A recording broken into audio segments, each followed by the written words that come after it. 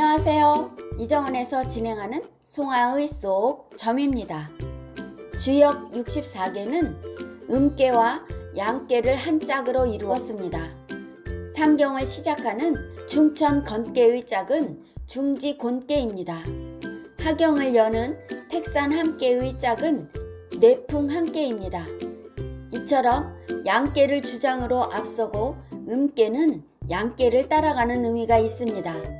하지만 유일하게 택천쾌계와 천풍굿계는 음계가 주장이 되는 괴로 구성되어 있습니다. 그래서 택천쾌계와 천풍굿계는 선천과 후천을 나누는 전환점으로 말할 수 있습니다. 선천은 양이 주도하는 시대이고 후천은 음이 주장하는 시대입니다. 후천 시대의 가장 큰 변화는 가부장적 사고에서 벗어나 남녀가 공존하는 세상입니다. 그래서 세상의 일에는 남녀의 구분이 없습니다. 그리고 선천 시대는 태양을 의지해서 살아가는 자연 친화적인 생활이라고 할 수 있습니다. 후천 시대는 인공 에너지의 생산을 가능하게 하는 과학 문명이 발달한 스마트한 삶의 추구입니다. 자연 현상으로 말하면 택천쾌계는 3월의 괴인이 하늘에 구름이 가득 모이면 비가 되어 내리는 것입니다. 그래서 천지의 산천초목을 생기로 적셔줄 수 있는 것입니다. 그러므로 공자는 태천쾌계에서 시록급화를 가르치고 있습니다. 시록은 자신이 가지고 있는 재물로서 상대방에게 베푸는 것입니다.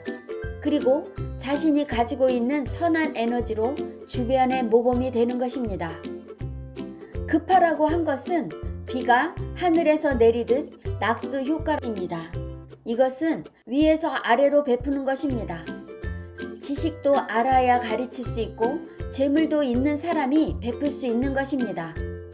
그래서 택천쾌계에서 결단하고자 하는 데에는 베풀고 나누고자 하는 깊은 뜻이 숨겨져 있습니다. 자연의 이치를 놓고 보면 지상의 수증기가 하늘의 구름이 되지 않았더라면 비는 내릴 수 없는 것입니다. 그러므로 결단하여 베푸는 것은 수증기가 비가 내리듯 비가 증발하여 수증기가 되듯 끊임없는 순환을 하는 것입니다. 이번 시간에는 택천쾌계 4개인 학계에 대해서 설명해 드리겠습니다. 택천쾌계 초구효의 효사는 초구는 장우전진이 왕하야 불승이면 위구일이라. 초구는 앞 발꿈치의 장함이니 가서 이기지 못하면 허물이 되리라 라는 뜻입니다. 초구는 백성의 신분이니 위가 없는 자리입니다. 그리고 상육효를 척결하는 분위기지만 초구효와 상육효는 만날 수도 없고 만나지도 못하는 자리입니다. 장우전진이에서 장은 씩씩한 모습입니다. 전진은 앞 발꿈치를 말합니다. 척결하는 분위기에 동조하는 마음을 나타내고 있습니다. 이것은 척결할 수 없는 자리인데도 빨리 나가고자 하는 것입니다. 왕하면 불승이라는 것은 초구효는 위가 없으니 권력도 없고 상육효와 연도 닿아 있지 않으니 나가서 설쳐봐야 이길 수 없는 상황입니다. 초구효가 동하면 소는 입야라 들어가 숨는 뜻이 있습니다. 그리고 초구효가 동하면 택풍대각계도 됩니다. 택풍대각계는 지나쳤다는 의미를 가지니 이를 염두에 두어야 합니다. 그러므로 자중하지 않으면 허물이 있게 되는 것입니다. 이것을 공자께서 상왈 불승이왕이 구야이라 하셨습니다. 초구효는 상육효를 척결할 수 없는 자리입니다. 이길 수 없는 싸움이니 서둘러서 나가면 허물이 생김을 설명하고 있습니다. 쥐역점으로 택천쾌계 초구효를 받으면 분수에 넘치는 일은 언제나 화를 불러들입니다. 일을 시작하기에 마땅하지 않은 때라고 통변할 수 있습니다. 택천쾌계 구이효의 효사는 구이는 척호이니 모야의 유용이라도 무효리로다. 구이는 두렵게 부르짖음이니 저물은 밤에 군사가 있더라도 근심치 말지로다 라는 뜻입니다. 결이화에서 화는 중을 얻어야 가능합니다. 구이효는 중을 얻었습니다. 그러므로 구이효는 상육효를 결단하고 화합할 수 있습니다. 척호인이는 두려운 마음으로 조심스럽게 상육효를 결단하고자 호소하는 것입니다. 이것은 구이효가 중을 얻었지만 음을 결단하는 것은 혼자서는 어렵습니다. 그러므로 다른 양효들에게 두려운 마음으로 신중하게 요청하는 것입니다. 모야라는 것은 날이 저물어 야심한 시간대입니다.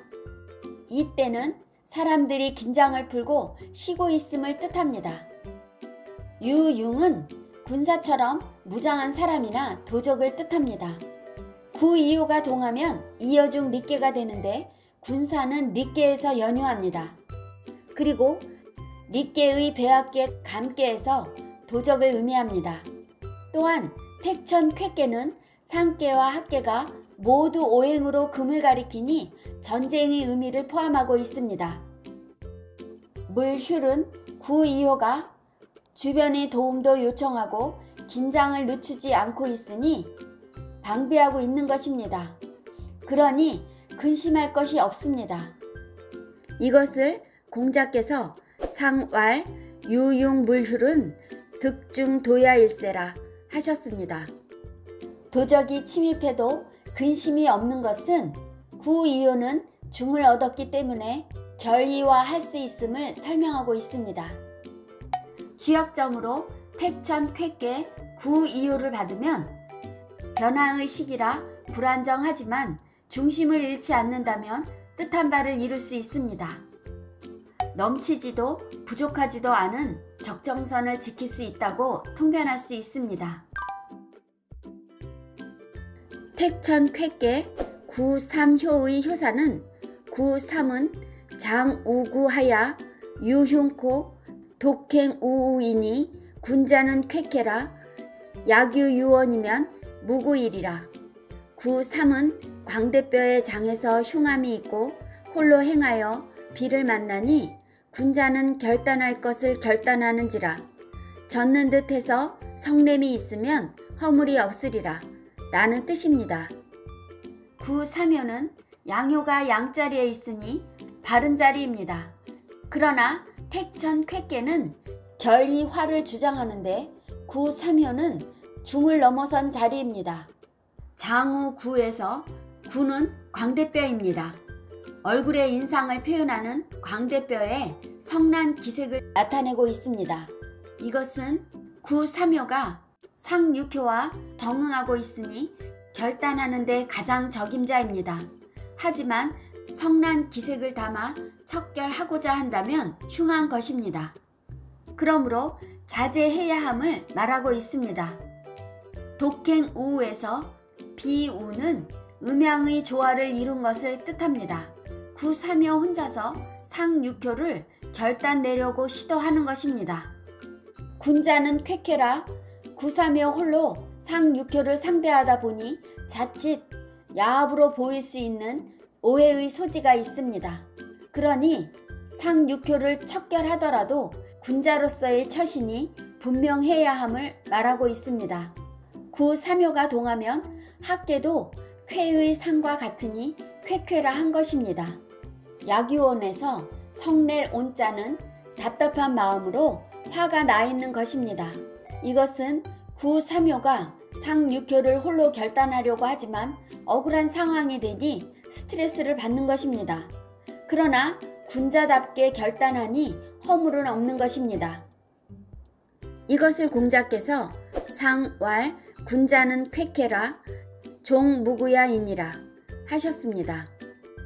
구삼효가 군자답게 결단성 있고 과감하다면 허물이 없다고 설명하고 있습니다. 주역점으로 택천 쾌계 구삼효를 받으면 사기당할 수 있으니 달콤한 유혹에서 벗어나야 합니다. 누명을 쓸 수 있으니 처신을 바르게 해야 한다고 통변할 수 있습니다. 여러분, 송아의 속점은 여기까지입니다.